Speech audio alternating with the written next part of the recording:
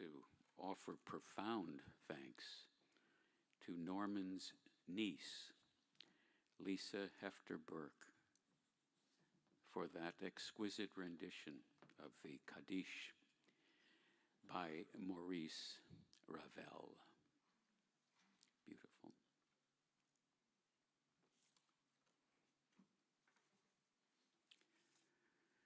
Well, we always knew this day would come. And we always knew that when it did, it would be too soon. And in that spirit, I'm going to chant the 23rd Psalm of King David. And after that, I ask you to join me in reciting it. You'll find it in the program for today's service.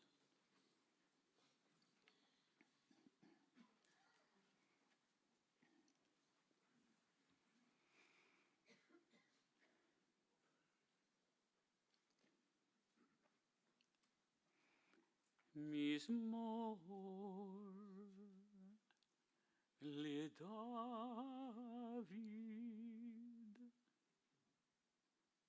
Adonai Rawi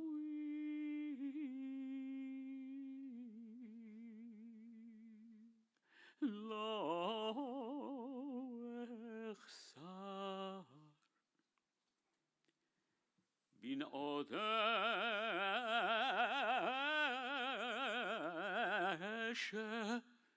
Yarbitzeni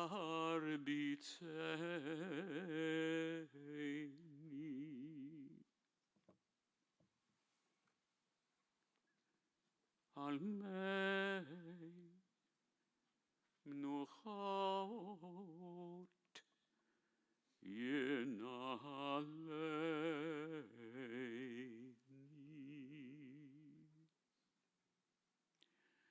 Nafshi shovev Yanecheni v'magle tzedek leman shemo Gam ki yelech begeitz al mavet lo hirara ki ata imadi Shivtecha mishantecha heima yenachamuni Taroch lefanai shulchan neged zorerai Dishanta vashem roshi kosi revaya Ach, tova chesed yirdefuni kol yamei chayai v'shavti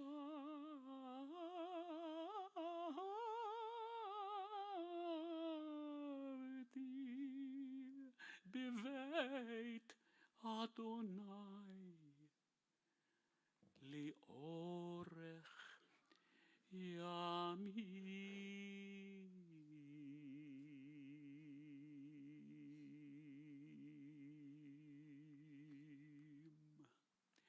The Lord is my shepherd, I shall not want.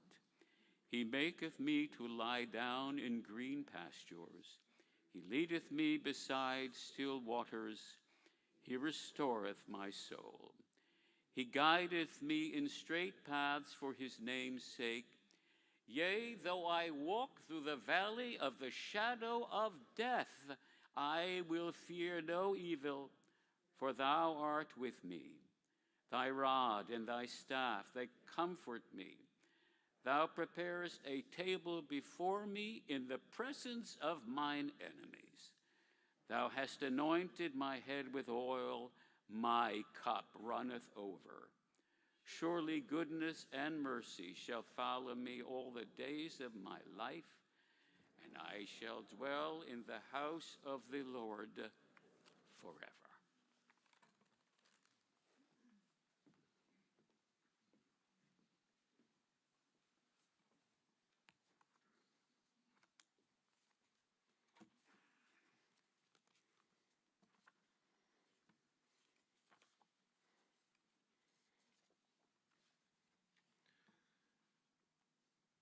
'Tis a fearful thing to love what death can touch. A fearful thing to love, to hope, to dream, to be, and oh, to lose. A thing for fools this, and a holy thing to love. For your life has lived in me. Your laugh once lifted me. Your word was a gift to me. To remember this brings painful joy.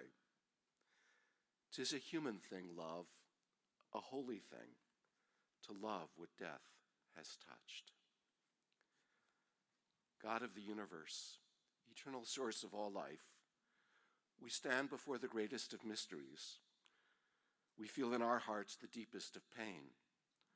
One whom we loved and who loved us has been taken from us, and we bow our heads under the burden of sorrow. In our grief, O God, we lift up our hearts to Thee. Grant us, O God, the strength we sorely need.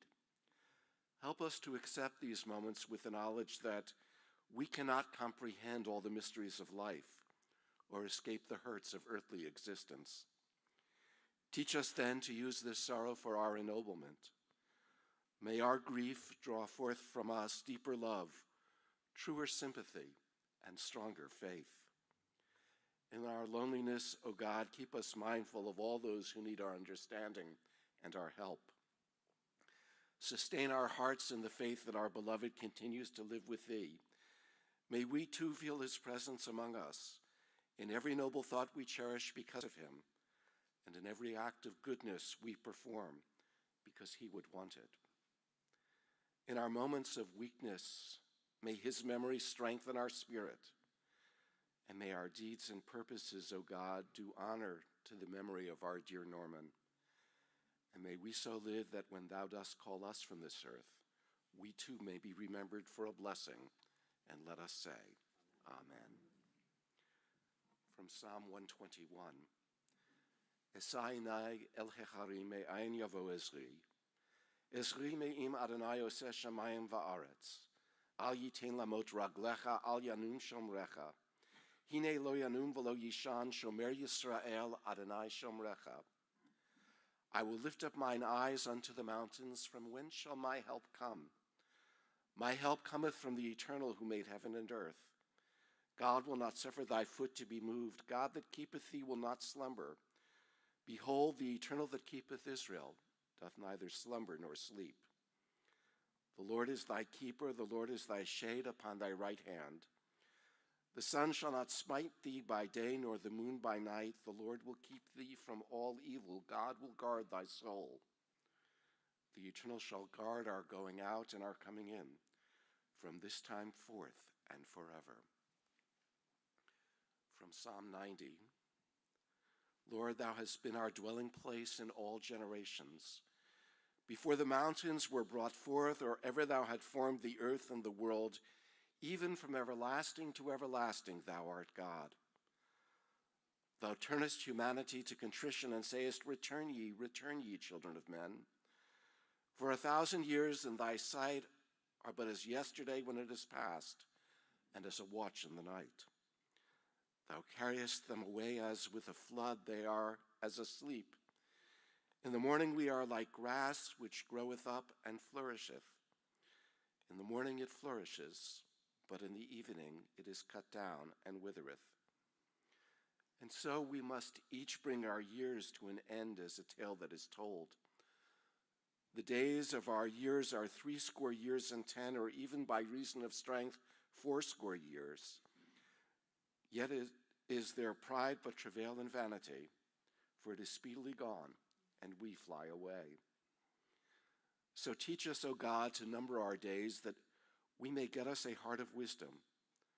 O satisfy us in the morning with Thy mercy, that we may rejoice and be glad all our days. Make us glad even according to the days wherein we have been afflicted, the years wherein we have seen evil. And let Thy work appear unto Thy servants, and the glory upon their children.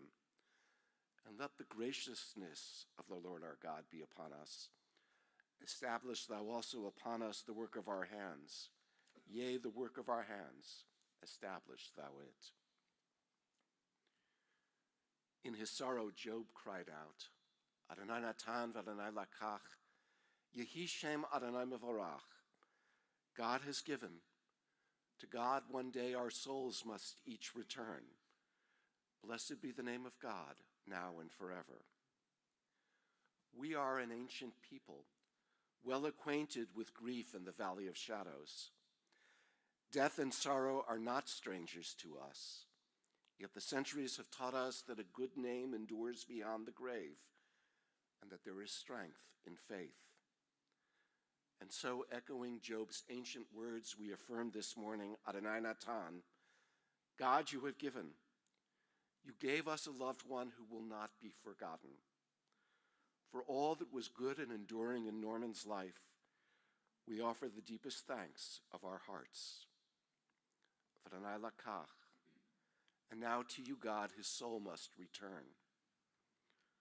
We pray for the strength to turn our broken hearts into an altar of trust before which we acknowledge your sovereignty and your love, as together we affirm the ancient words, Yehi Shem Adonai mevorach, blessed be the name of God, now and forever.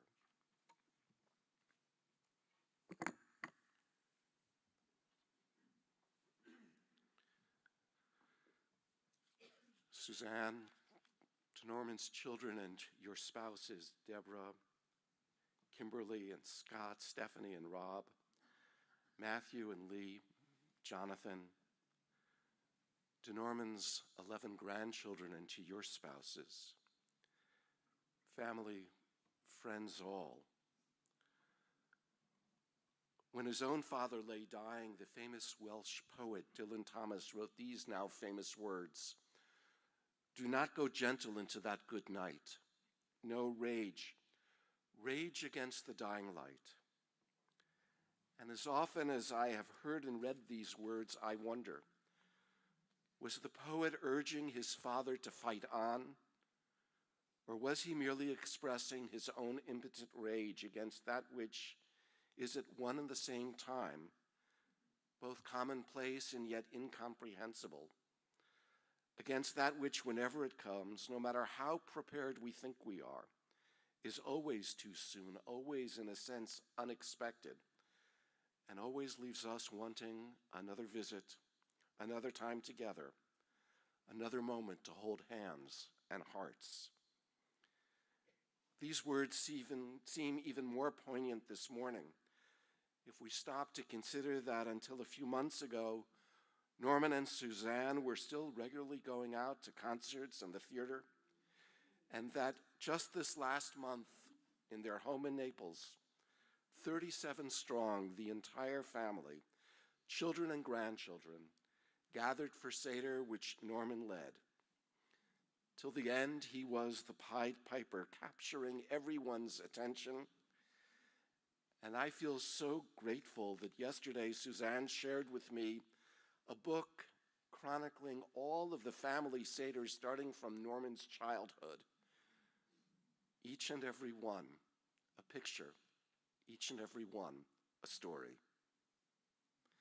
We come together today to remember and to honor our husband and partner of 62 years, our father, our grandfather, our family patriarch, a leader in our community, a titan in his business community, a philanthropist with Suzanne of so many causes and institutions in our community, and in all the places Norman and Suzanne called home: Philadelphia, Waterloo, Iowa, where Norman was born, Naples, where Norman and Suzanne lived for most of the year, these last years. A philanthropist to Jewish and non-Jewish causes and events, the arts, the Constitution Center here in Philadelphia, juvenile diabetes, and of course to our beloved congregation as well.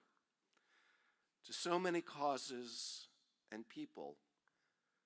And Norman helped and was generous in ways that most of us will ever know, in his own quiet, anonymous ways that only he knew about. And we come here to this sanctuary this morning a sacred space that Norman and Suzanne and their family call their home as well.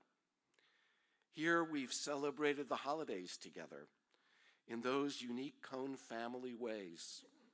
Apple and honey in the parking lot before getting in the car to go to breakfast at the end of Yom Kippur. Here for many years, Suzanne and Deborah chanting and reading Maftir Jonah on Yom Kippur afternoon, where Norman, felling in his seat, smiling as he watched his loved ones lead. And here we've celebrated the naming of children and grandchildren, celebrated their B'nai Mitzvah, and here together on Yom HaShoah to remember not some anonymous 6 million, but members of your family. As Cantor said, I think we thought that somehow Norman would live forever. He was a force to be reckoned with, a giant of a man with an even bigger heart. His quiet personality paradoxically filled the room. He was in some ways larger than life itself, giving, generous, caring, outgoing, a true people person. He had, it seemed, an infinite capacity for love, compassion, and caring. Of course, he loved his family and shepherded them. His friends thought of him as a brother. He knew what was right, just, and moral. Graciousness was his cloak, and honor his mantle. He was wise. He was giving. He was courageous. And he was indefatigable. Just ask Suzanne. She said no 5 times when Norman courted her, and he never gave up. Norman connected with everybody. And though Norman counted as friends the powerful and well-known people in our community and in our country, Norman could connect and did connect with anyone and everyone. Norman valued you for who you were, not what you did or where you lived. It was not your status or position in life that mattered to Norman. It was your humanity that mattered to him. And Norman cared for others. That was his calling, and he made you cared for. He connected with our soul, our essence. And I wish I had this quality. He never forgot a name. A new employee would be hired. Norman would go to their desk to meet them, and months later, see them in the hallway and remember their name and something about them. He was loved and beloved. That we are all here today, family, lifelong friends, new friends, friends from the community, employees, and more, speaks to this. And yet with all this, Norman was unassuming. He never boasted or bragged of his accomplishments. You never heard from his lips what he had done to help others. That was Norman. Because he was these things, because he did these things and more, most of which we will never know about, all the lives that touched his, and even more, all the lives that he touched, were and will continue to be enriched and ennobled. It's now my great honor to ask Norman's grandchildren to join the cantor and me on the pulpit as they will share together and individually words of memory and tribute.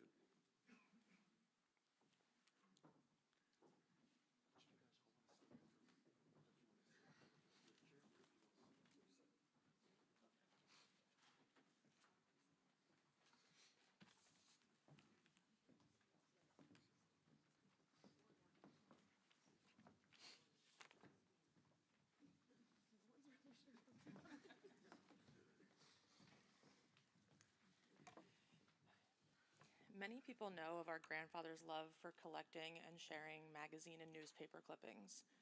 But what you may not know is that this fondness runs in his family. When Grandpa was younger, his mother, Beth, shared a poem with him from Reader's Digest that he subsequently read to us at every Passover, titled Not Good If Detached. My sister and I chose to share this with all of you, although I'm sure many of you will recognize it, because we feel as though it so accurately describes how Grandpa felt about the people he loved in his life. When I was reading this poem in preparation for today, it took on quite a different meaning for me. Because although he can no longer be here with us in his physical presence, we can feel him around us all the time. I know I certainly will never enjoy a hot dog or take a nap by the pool without thinking of my grandfather.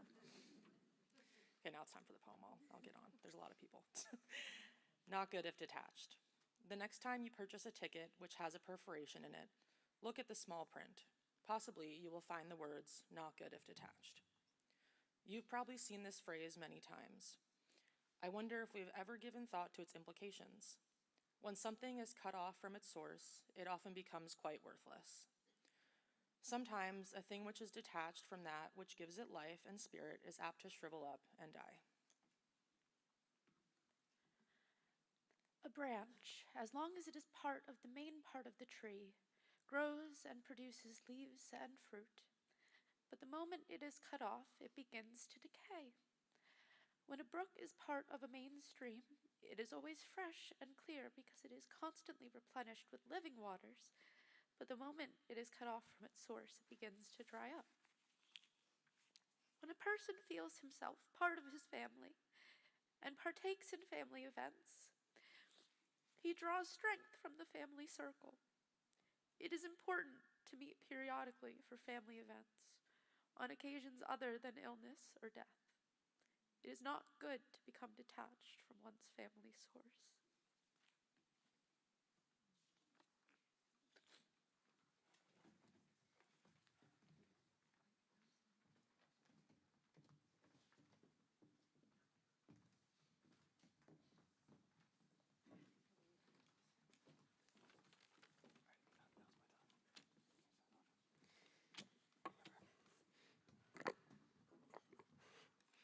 I know I may be biased because I grew up idolizing him, but my grandpa, Norman, was truly larger than life, echoing him. Looking around this room at so many familiar faces and so many new ones, it's clear I'm not the only one who felt that way. One of my earliest memories is at the Shore House in Longport, in New Jersey, flanked by my brother Connor and my sisters Morgan and Madison, probably in the same formation, I would say. All of us wearing matching white overalls that I can only imagine came straight out of the 1998 Ralph Lauren summer catalog, probably from the girls section. Thank you, Mom. We had just finished breakfast, and my grandpa came around the corner holding a trophy in what appeared to be the largest watermelon I had ever seen, my favorite food, and he knew that.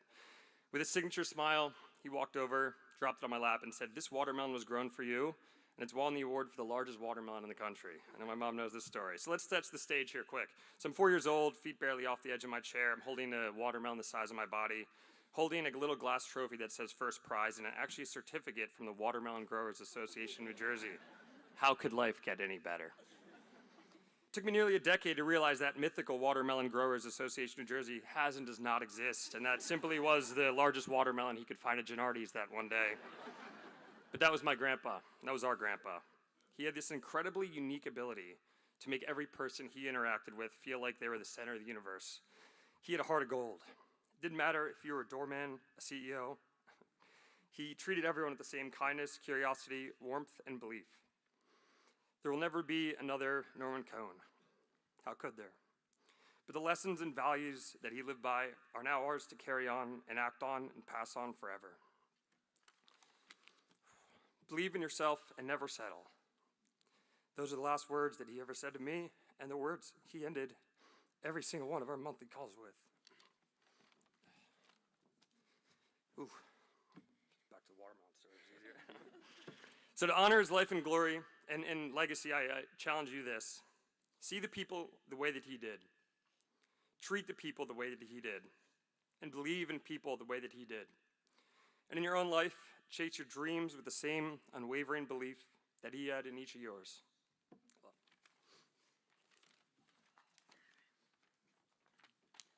It has truly been the honor of my life to be Norman Cohn's granddaughter.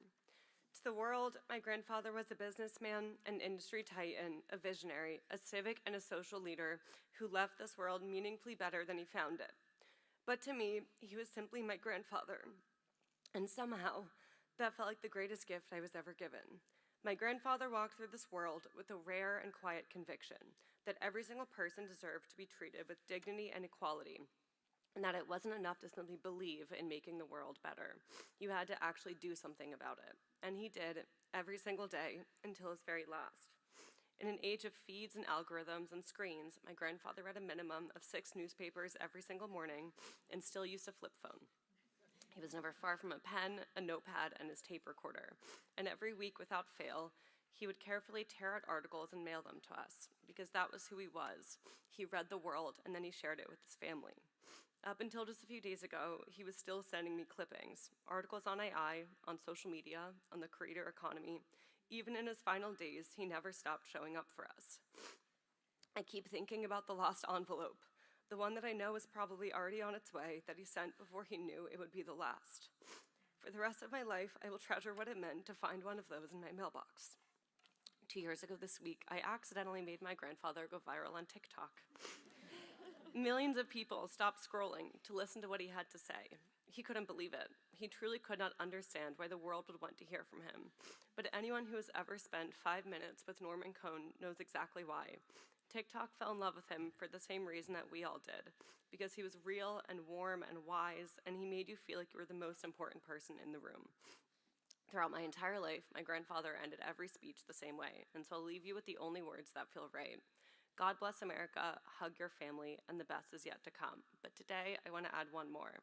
God bless every single person in this room for having known Norman Cohn, for having loved Norman Cohn, and most of all, for having been loved by Norman Cohn.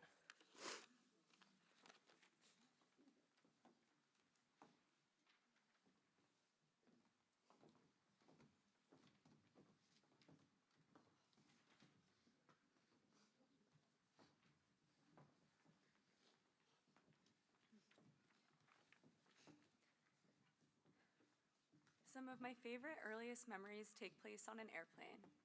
You'd think traveling as a family of 25 would be chaotic. But for us grandchildren, it's when the adventure began. Spread out across the plane, you'd find us playing games together and in our own world. When the flight attendants told us to prepare for takeoff, we all took each other's hands, reaching across aisles, between seats, and over other passengers, never leaving anyone out. With all 25 of us holding hands, Grandpa cued us to tell the pilot we were ready for takeoff. In unison, we all looked at each other, smiling and laughing, saying, "Shoot the juice, Bruce." I will always hold on to that feeling I had of holding hands in unison, ready for our adventure to begin. Grandpa was a dreamer. He dreamed of a life bigger than anyone could imagine.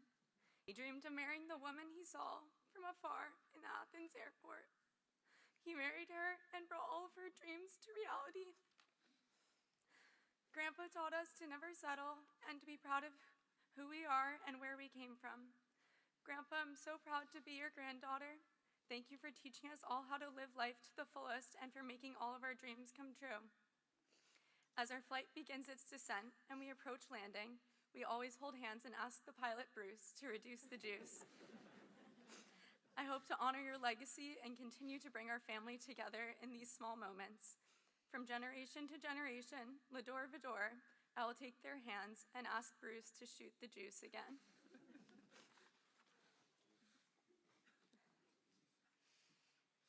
A large part of my relationship with my grandfather was the joy of being together.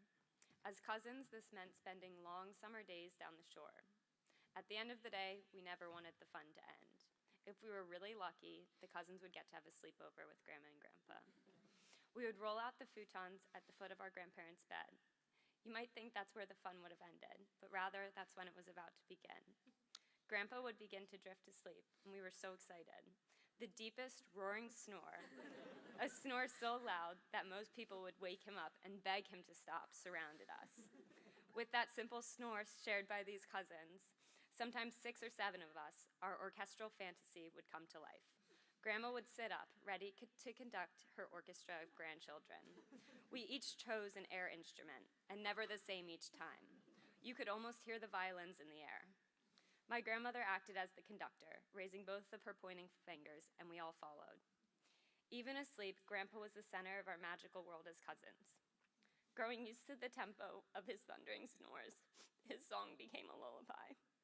He was all about the simple joy of being together. It was such a magical experience growing up. We love him so much.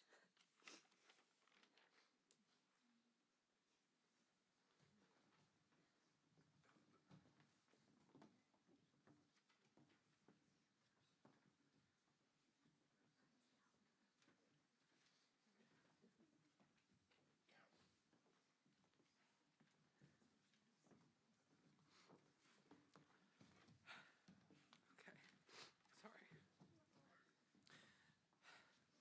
There are so many things I want to say about Grandpa. He was a mensch and a role model of how to be the very best husband, brother, friend, father, grandfather in the world. People have talked about his generosity, and for me, his most important quality was his generosity with his time and his love. He went out of his way to know everybody and remembered every little detail about everybody, not just friends, but family, friends, strangers, everybody. And he would call constantly, just wanting to know what's new. He'd ask about things I only mentioned in passing, and he loved to surprise people. I once mentioned that I was craving pickles on a phone call, and a couple weeks later I had the biggest box of pickles I had ever seen, various pickled items I didn't know you could even pickle. He knew how much I loved theater and sent me playbills of shows he saw and articles he knew I'd like.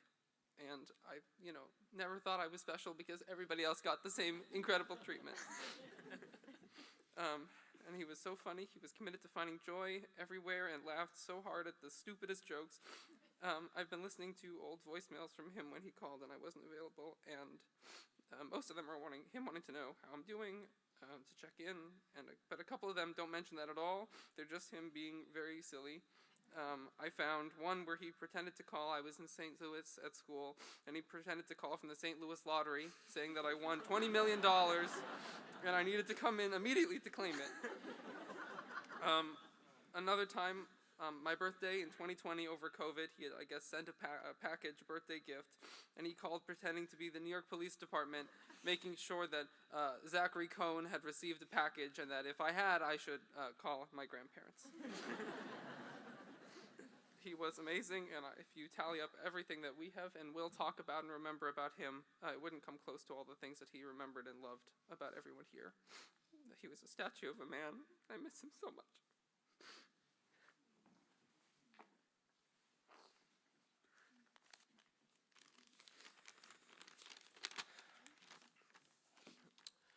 Right before my grandfather passed, I sent my mom, who was with him, a voice memo. I thought I'd share some of the things I said to him. Hi, Grandpa. It's me, your favorite Monopoly competitor, now more commonly known as the ex-youngest grandchild. Some of my earliest memories have been at the Passover Seder, my favorite holiday. I remember scurrying around the enormous ballroom in Radnor, and then later doing the very same thing in St. James. The first time I saw you keep the afikoman in your jacket pocket, I thought that was both amazing, but I was also extremely frustrated that I didn't even consider it as an option. That year, I got a shirt that said, I almost found it. But the almost was written in yellow text on a white background. So at school, people would come up to me, and I would have to tell them, well, I found one, it just wasn't the right one. This year's Passover was especially special because it had been so long since the entire family had gotten together. And as always, you led an amazing Seder, one I will never forget. I also remember when we celebrated you and Grandma's 50th anniversary, and besides the amazing merch we got, it was also the very first time I got a pair of cufflinks, your cufflinks. To this day, I usually pick out the cufflinks you have given me over the years, because when I wear them, I think of you and how amazing of a role model you are. I don't know if I've ever told you this, but every time I meet a new group of people, the same question always seems to pop up. Who is your role model? Or who do you look up to?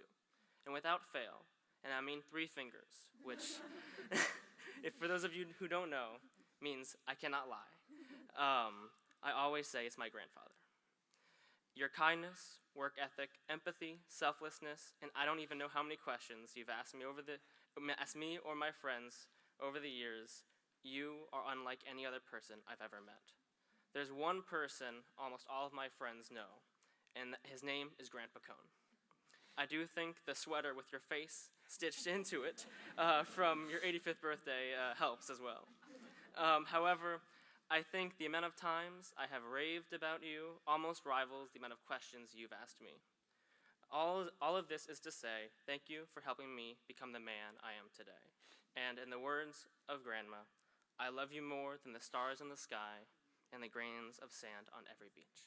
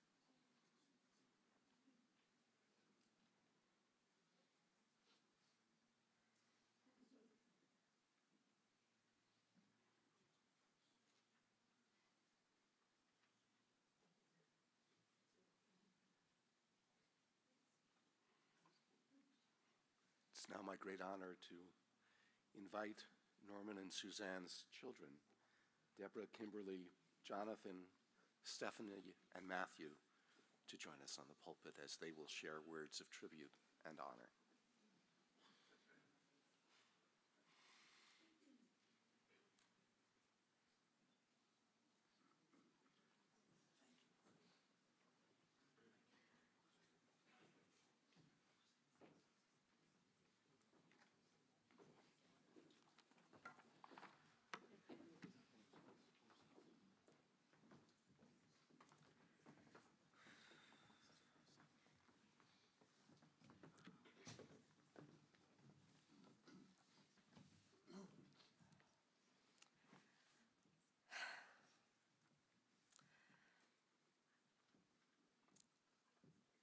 According to the Talmud and Kabbalist tradition, someone who passes away on Shabbat, like Dad did, is great and holy, a person of righteousness.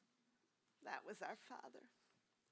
Strong Jewish Midwestern roots inculcated a deep Jewish identity, not religious observance per se, but deep devotion to community and joyous holidays. You heard we recently celebrated an emotional Passover in Naples. Dad sat at the head of the table of all his children, grandchildren, spouses, and other loved ones. We knew his health was challenged, but his fierce love for family shone brightly. Passover was Dad's favorite holiday, as it is mine, and his strengths and values on full display. So when I was trying to think of how to talk about him, I thought I'd share a little bit about Passover and how he put his imprint on it. For years, Dad has led a traditional but unconventional Seder. He grew up with his grandfather leading the Seder all in Hebrew that he found inaccessible. So he vowed that he would read in English to make sure we understood its meaning. But for some reason, he always asked me to read the plagues in Hebrew. I'm whatever on that one. He collected Jewish and non-Jewish readings. He spent hours deciding who would read which reading, making sure my OBGYN brother-in-law read about eggs and fertility, and that college students read about rabbinical debates. He began every Seder by lighting memorial candles, not a Passover tradition, but ours, reflecting his tremendous respect for past generations. He honored his parents and grandparents, but also made sure that we remember the loved ones of everyone in the room, including members of my Australian family. Every year, he reminded us that we were not good if detached, which Sydney and Mackenzie Schuyler read so beautifully earlier, and which his mother tore out of a Reader's Digest issue. He interspersed the solemn readings about slavery and bondage with hilarious stories and bad jokes. Can't Blow the Candle Out, endless hotel soaps, varied mismatched nationalities. Very few had anything to do with Passover until my mom got involved. But he taught us, even when observing tragic times, we needed to embrace joy. He loved nothing more than that search for the afikomen, the special matzah about which the Seder would not be complete. Children younger than 13, bar mitzvah age, would line up before him to hear his rules about searching for this precious piece of matzah, with a prize beyond their dreams. He suggested that past winners included Bill Gates, the Rockefellers, and the latest Hollywood star. His joy and their joy earned him the moniker Wonderful Uncle Norman, married to beautiful Aunt Suzanne. And that he was wonderful. When he called on people to read, he always introduced each person with what was happening in their lives, who had a new job, who was seeking a job, always interested in others, touting their accomplishments, never his own. Every Seder, he read a letter from the American president, no matter the political party, talking about the meaning of Passover. I was never sure whether these were real or he had created these. They weren't real, Deb. Oh. But I did know that he was a true patriot. He always added one or two readings about freedom. And before and after Seders, he would ask us, what can I do better? We would make suggestions, and he would often follow them. How many people in their 90s are still open to suggestions, to self-improvement, to growth? But he was. Before every plate was a quarter, which we deposited in tzedakah boxes. Again, not really a Passover tradition. But our parents taught us that no matter how much we had, we must give to help others. His generosity is well known to Jewish and non-Jewish organizations, and the list is endless. Less well known are his anonymous contributions to underwrite college education for students in Iowa, his funding of siblings' college education when he was only in his 20s, and the myriad donations to support causes important to family and friends. And at the end of every Seder, he would thank those who worked to make our Seder possible with sincere, deep gratitude. Especially thank my mother for making matzah balls and gefilte fish, a true balabusta, the perfect mother and homemaker. Theirs is a love unbounded, profound, and infinite. I was privileged to spend time in Florida over the last few months, witnessing a sacred love. Their home is filled with beautiful art, food, and wine, but nothing more beautiful than their love. The photos, the sayings. You may know that our father is known for the signs and knickknacks with corny but profound sayings that he buys from catalogs and airplane magazines. In Florida, he had one sign next to his bathroom sink. And I saw last night that he had the same sign at his desk. It doesn't matter where you go in life, it's who you have beside you. He taped a handwritten note my mother wrote on his tissue box. Norman, my love, I love you with all my heart. Our family is a beneficiary of their love in so many ways, none more so than I. So grateful that I was part of a package deal that changed my life. Perhaps the greatest gift my mother has given me is that I could call Norman Cohn Dad. A righteous man, a beloved father, a cherished grandfather, a giant mensch of a man. No one could be a better role model of a great and righteous man for my sons and for all of us. Dad, with you in our heart, we will follow your teaching. We will make sure the best is yet to come. We will hug our family, and we will work to bless America. Love you always, Dad.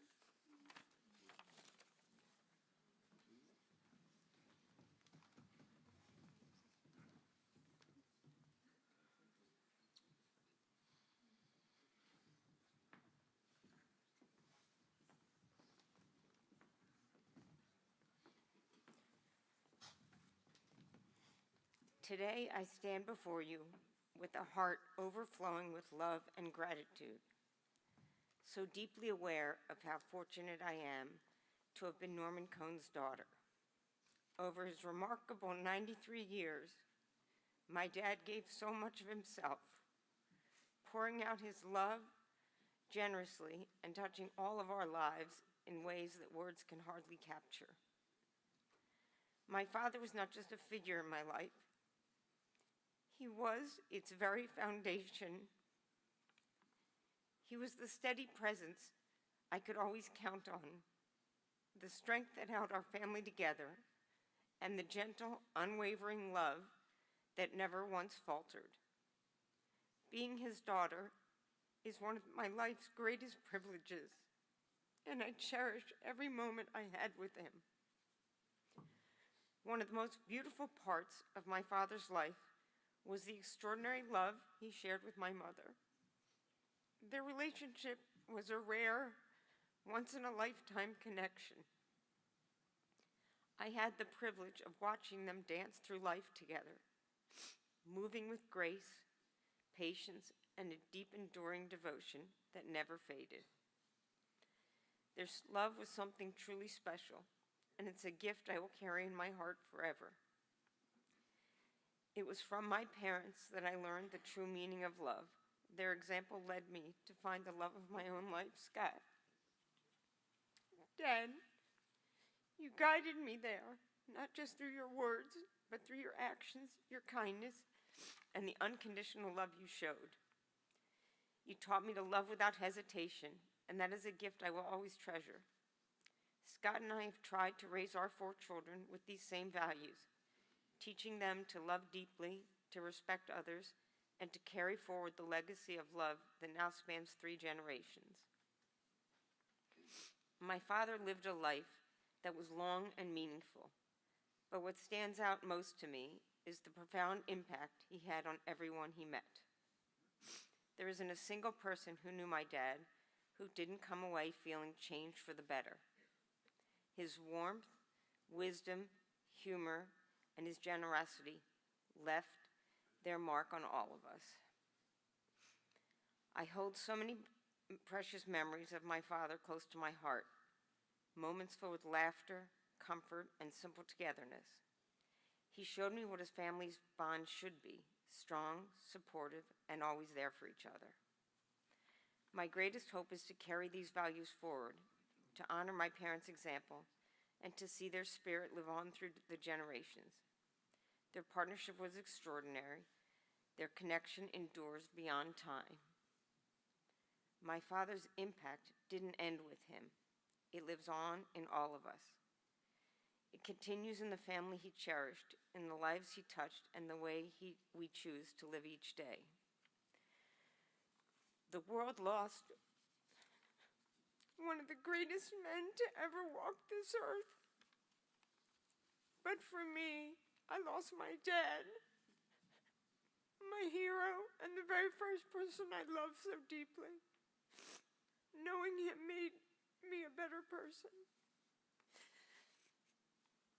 Dad, I love you. I will miss you every day. We promise to care for Mom and for each other, just as you taught us.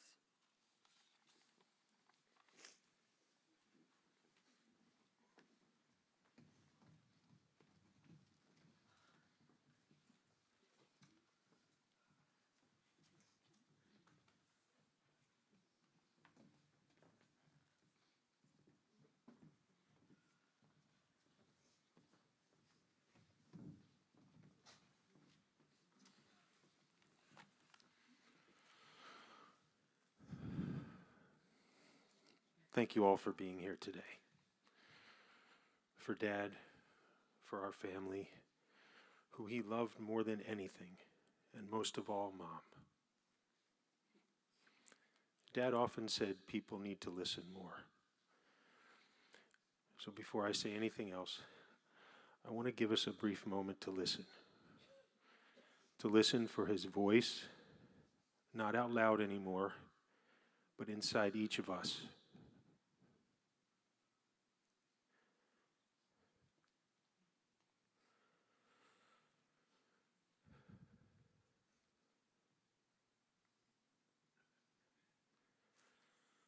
Over the past few days, I've been listening to hours of video of him speaking, trying to find the right words.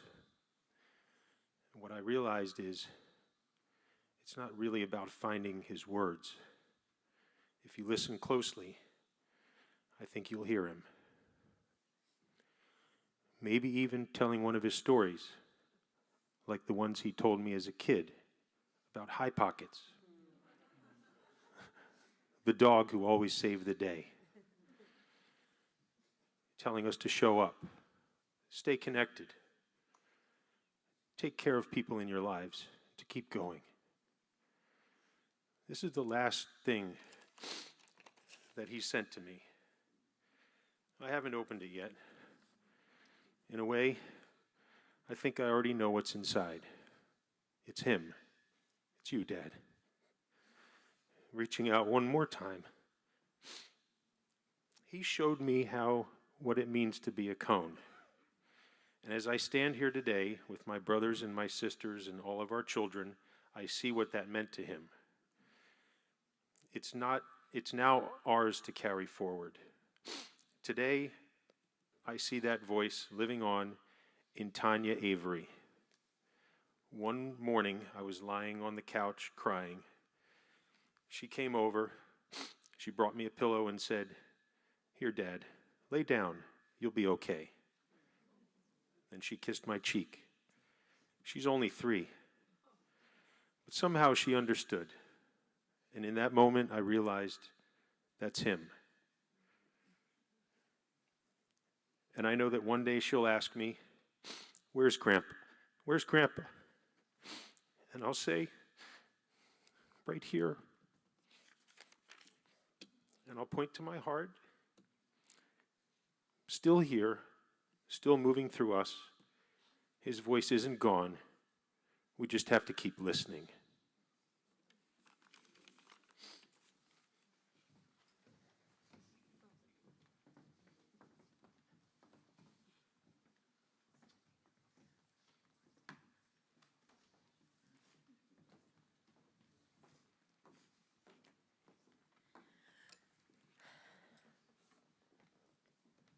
My dad loved hot dogs. I mean, he really loved hot dogs. Not just the once a year 4th of July kind, but always. Well, whenever my mom would let him have one. And over time, I realized they were never really about the hot dogs. They were about the connection, about stories, and about love. When I was in college, my parents would come visit me at Northwestern. We'd go out to some special dinner at a famous restaurant in Chicago, and it'd be wonderful. And then we'd get in the car so he could drop me back off in Evanston. And before we even left the city, we'd lock eyes, share a knowing nod, and we both knew we had to tell the driver to stop for a Chicago-style hot dog. And it was there, over a hot dog, that the real conversations would happen. He would tell me about when he was just starting out in business, traveling around the country, living at a YMCA for $10 a night, and limiting himself to $1 a day for food. He'd light up talking about how special it was when his Uncle Herman would take him out for spinning salads and steak, and how luxurious it felt. But he also told me about going out with his dad, Maurice, and how much they both loved a great hot dog or a deli sandwich. That's where I began to understand his humble Iowa roots and the quiet values that shaped everything he did. Later, when I started working with him at ASI and going to trade shows, people would always talk about the hot dogs at our booth. You could smell them from aisles away. My dad loved explaining that tradition. It started decades earlier when his mother, Beth, worried people walking the show might be hungry, back when there weren't concessions like today, so she served mini kosher hot dogs. And that tradition carried on. At every show, people would find their way to our booth, not just for the hot dogs, but for him. It sounds simple, but it wasn't. It was about taking care of people. He used to say, if you take care of your customers and your employees, your business will take care of itself. And just as important, be honest in business and in life. And he lived that every day. He would stop at every booth, thank every exhibitor, ask questions, and really listen. he made people feel seen. He made them feel like they mattered. And for me, so many of these lessons came over hot dogs. When my children were little, we spent weekends together at the shore. There were beautiful buffet lunches, but of course there were always hot dogs. And those hot dogs became something more. They were a connection across generations. My dad to me, and then to my children. The grandkids would laugh as he'd sneak a bite of their hot dog when they weren't looking, or help himself right off their plates. And without even realizing it, they were learning what I had learned. That life isn't about what's fancy, it's about being together, it's about making people feel loved, and to always remember how lucky we are, and to hug your family often. And when my daughters decided to come into the business, it brought him immense joy and pride. The first summer Caroline was an intern, she did a comedians in cars getting coffee style interview with him. They picked him up in our promo car covered with promotional products, and as they drove, she started asking him questions. But what he didn't know was that they were driving him to a surprise. They pulled up to a local spot where I was waiting with our company president. The car stopped. He looked up and said, "Oh boy, hot dogs." He was so excited. And I will never forget that moment. 3 generations sitting together, having a hot dog, talking about business, and dreaming about the future. Because another thing he always said was, if you choose a job you love, you will never work a day in your life. And sitting there, you could feel that he meant it. We had a wonderful tradition in Chicago after our annual awards banquets. We'd be all dressed in black tie and head out, still in tuxes and gowns, for hot dogs. Eventually, we found our place, the Wiener Circle. If you've ever been, you know it's not just about the hot dogs. The servers are loud and rude and hilarious. There's outrageous banter and a chocolate shake that I'm definitely not going to explain here. But last year was different. I had arranged for a message to be put up on their sign. When we walked up, it read, ASI show tradition, swag first, hot dogs always. My dad lit up. We hadn't even gone inside yet, and he was already so happy. But that was him. He found joy in the smallest things and made you feel that joy just by being with him. And then something remarkable happened. Inside, the same server who was yelling at everyone else was gentle with him. She called him Sonny. She told him to put his wallet away. Someone else should treat him. She saw something in him, the same thing we all saw. We sat there eating our Chicago dogs, laughing harder than we had in a while, and yes, we even got a chocolate shake. It's one of those moments that's just etched in my memory, because that's who he was. People just liked him. They felt good around him. He made you feel seen. He made you feel happy. He made me feel that way always. My dad was always taking care of us, his children, his grandchildren, his employees, and his customers. He wanted to make things simpler and easier for all of us. He adored my mom. And in a way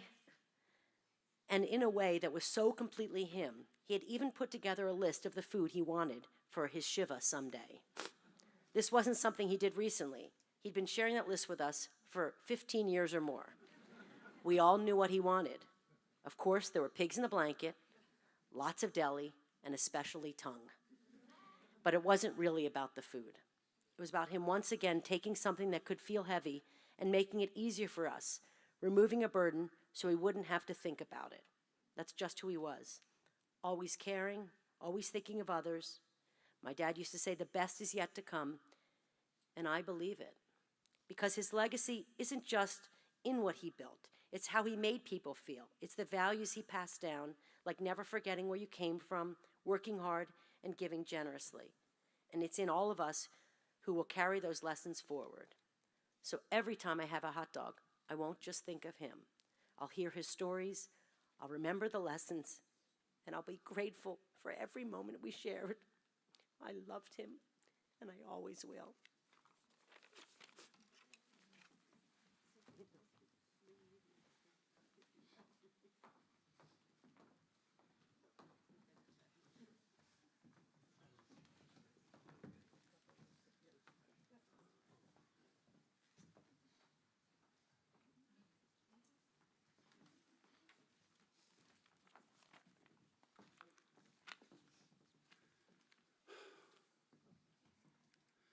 The benefit of being the youngest child, I think, is I get to go last. And so the grandchildren covered so many amazing stories about Grandpa. And then my siblings all shared great stories. And so, Dad, you'll be happy to know I'm the last family speaker today. Because the one thing he might be disappointed about today is how much of it's about him. But it isn't. It's because of what he did in life, which is bring people together and to create opportunities for people to share life in meaningful ways. So we've heard a lot about my dad's love of hot dogs and High Pocket stories and the importance of Passover and the not good if detached and the jokes he would tell, all kinds of things. But since I had the privilege of working with my dad for nearly 40 years in the business side of things, I wanted to share more about the business part of his life. Because for my dad, business wasn't work. It was truly his calling. My dad was my mentor, my boss, my business partner, and my friend. But his belief in me started well before I had a title in the office. Whether my brother and my great idea for a Christmas ornament door-to-door sales business in middle school, or, much to my teacher's dismay, the great idea I had about selling switchblade pens in school, in lower school, so I was like a second grader. Kids loved them. I did very well. But for my dad, he was the ultimate optimist. He didn't see a kid getting in trouble. He saw a young entrepreneur testing a market. He always saw the positive and always found a way to make the impossible possible. And our family business, ASI, he truly, truly loved. He deeply loved our employees and our industry and our clients. And he often reminded us, if we help our clients succeed, we've done well. And if we haven't, then we've failed. We're not going to fail you, Dad, I promise. One of his lessons in leadership happened just as I was starting college. Dad invited me to join him for a meeting with a company that he was considering making an investment in. And after the meeting, I have to say I was very skeptical. And with all the confidence that every great 18-year-old should have, I drafted my own business plan, explained to him all the things that we could do to better serve our clients. And I told him, Dad, it's very simple. We just need to hire 100 people and spend, what was a small fortune, maybe a big fortune. And then we can build the technology ourselves and we can better serve our clients. And of course, you all know my dad, being the wise, thoughtful person he was. He said to me,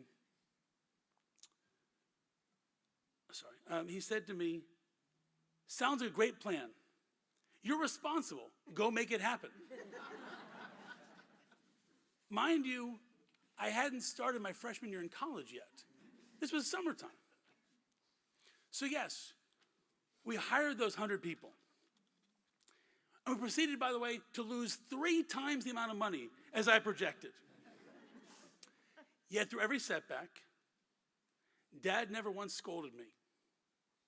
He never lost his optimism. He believed in me more than any sane person reasonably should have. He inspired me to work 80, 90-hour weeks for years. Not because he demanded it, not once, but because I couldn't let his belief in me go to waste. Today, that project is the core of our business. And in fact, the very first person I hired, those nearly 40 years ago, is here today. Because Norman believed in them and saw their potential and gave them opportunities to grow. And they've stayed with our family and as part of the ASI family for all that time. And that's what I call the Norman Cohn effect. You make people feel valued and you believe they can do the impossible and make them believe in themselves, and they will in fact do the impossible. They will make amazing things happen. That's who my dad was. In the last few days, I've received literally hundreds of notes from clients and employees, because you can tell by people here today. And for all of you who knew my dad the way you did, he was a beloved person by everybody. Industry friends and employees and clients, and they've all reached out with amazing notes. But one of the notes was from a person who I didn't realize was going to be here today, but who flew in today, from a client, and I'll call him a dear friend, Bill Korwitz. And he shared comments that capture, I think, my dad and my mom perfectly. He said, "Norman taught me more about life in a few moments than is imaginable. I will remember him and Suzanne for the great family they raised." And I believe Bill was talking about me there, just for the record. "He always had a handshake and a smile and a valuable piece of business advice to offer. Time spent with him made me want to be a better person." And that was my dad. Making everybody want to be a better person and leading by example. Whether he was sitting in a boardroom or at a family table, he was exactly the same. He didn't just build a business. He built people, because people mattered to my dad. He was always inspiring us to be better and always looking for a way to leave things better than he found them. I'll miss my dad every day, but I will carry his passion for helping others in my heart and as my life mission, because that's the example my dad set for all of us. Dad, I miss you, and I love you. God bless America. Hug your family, and the best is yet to come.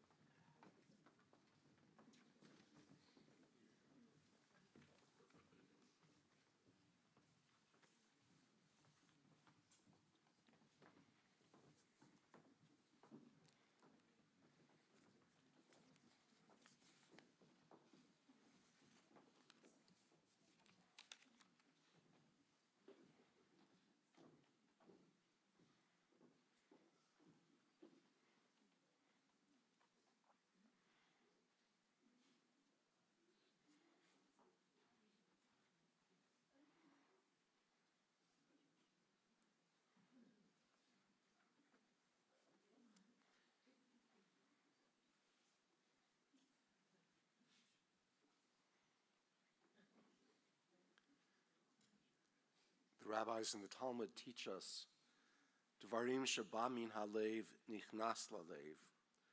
Words that come from the heart enter the heart. And indeed, we have heard this morning wonderful words of memory, of tribute, lessons for how to truly journey through this journey that we call life. Farewell, dear friend, the one who let Suzanne and all of us dream while he joyfully was our dream maker. As we've heard, Norman always said at the end of the night, God bless America, hug your family, and the best is yet to come. Farewell, dear friend. Thank you for teaching us what it means to live a good life, to journey through this life with purpose and meaning and intentionality, to make a difference in this world by the way you lived your life and with what you did with the years that you were allotted, and for always reminding us to dare to dream. May you rest now and always in peace.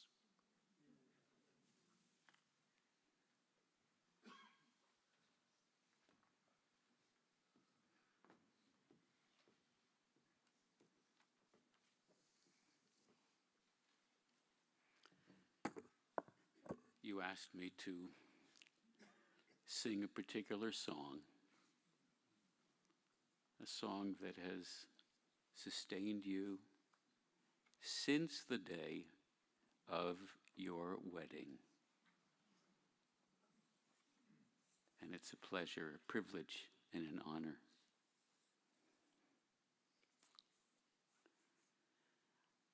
I wished upon a star for someone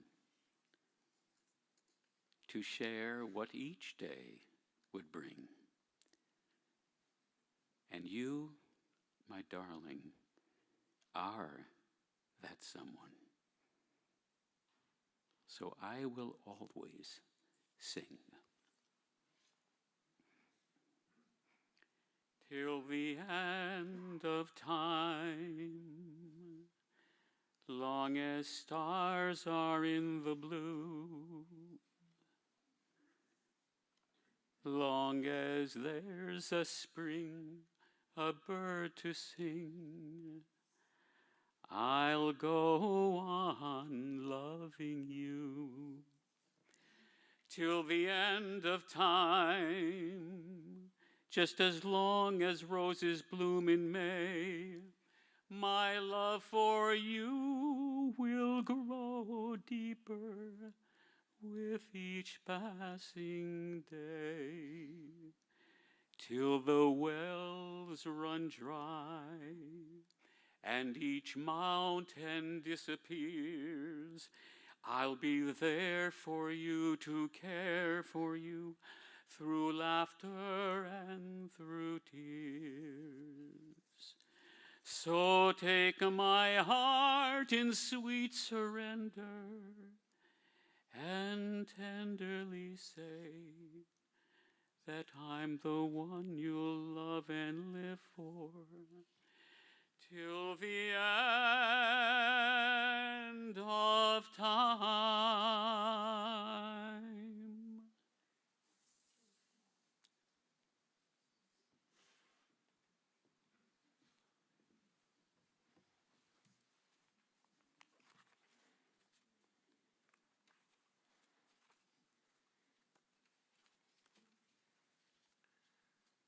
Birth is a beginning and death a destination.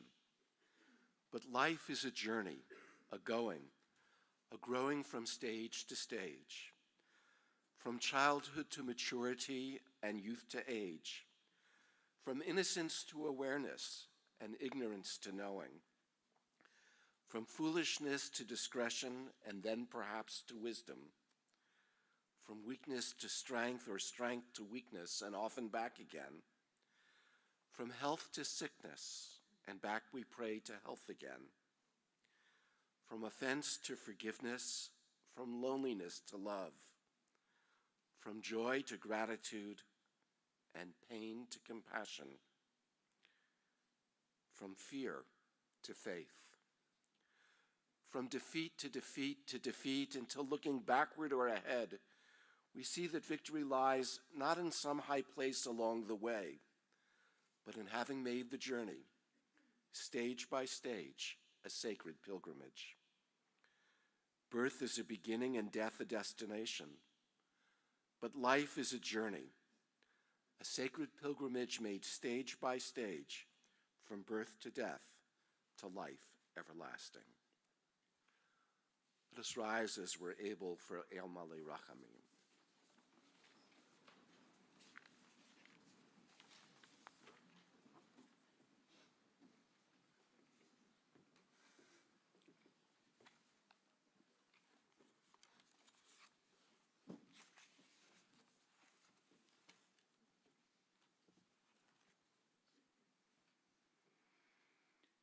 El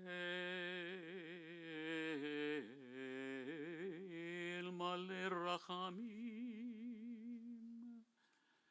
shochen b'amromi hamitzei menucha nechuna tachat kanfei השכינה במעלות קדושים וטהורים, כזוהר רקיע מזהירים.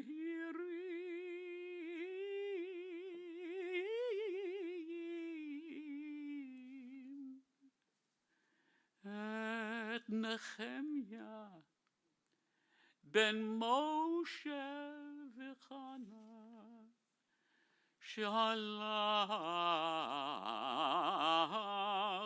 לעולמו. בגן עדן תהי מנוחתו, אנה בא לרחמים. אז תראהו בסתר כנפיך לעולמים.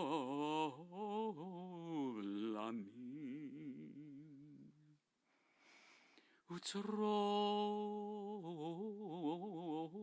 בצרור החיים את נשמתו. אדוני הוא נחלתו,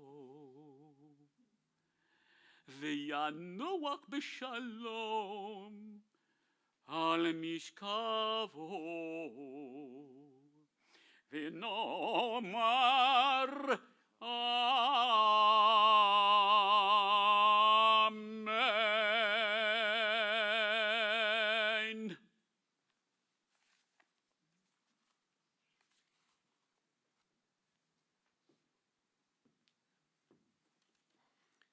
O God, full of compassion, God who dwellst on high, grant perfect rest unto the soul of Nehemiah ben Moshe v'Chanabasha, to Norman Cohn, who has departed from our world.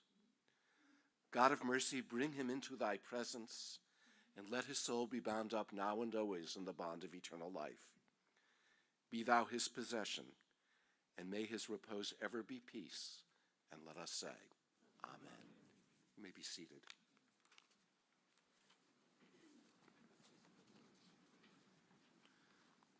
Families asked me to share with you a few very brief announcements. The interment will follow immediately after this service. The interment is private for family only. Family then will be returning to Norman and Suzanne's home at St. James, and they will be receiving guests this evening as we begin Shiva, beginning at 6 o'clock through 9 o'clock, and the Shiva service will be at 7:15 this evening.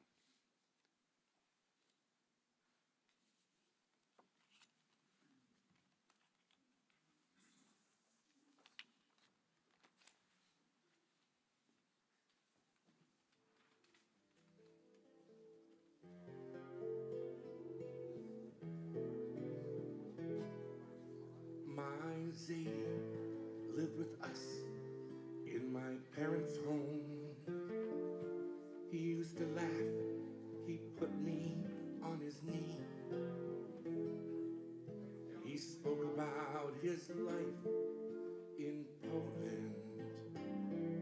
He spoke, but with a bitter memory. And he spoke about the soldiers who would beat him. And they laughed at him, they tore his long black coat. And he spoke about a synagogue that they burnt down, and the crying that was heard beneath the smoke. But Zadie made us laugh, Zadie made us sing, and Zadie made a kiddish Friday night. And Zadie, oh my Zadie, how I love him so. And Zadie used his eyes lit up when he would teach me Torah.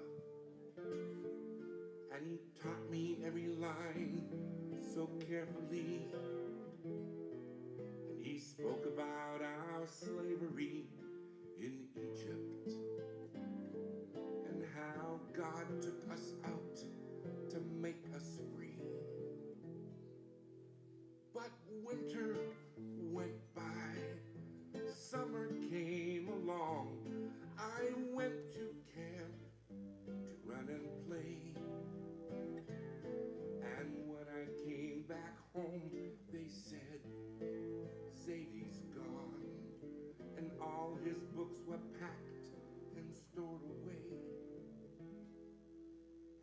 don't know how or why it came to be. It happened slowly over many years. We just stopped being Jewish like my Zadie was. And no one cared enough to shed a tear. But Zadie